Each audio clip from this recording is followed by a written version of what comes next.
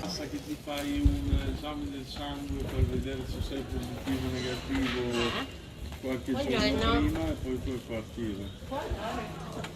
Poi a luglio torno, vado nelle Marche e poi dopo ci vediamo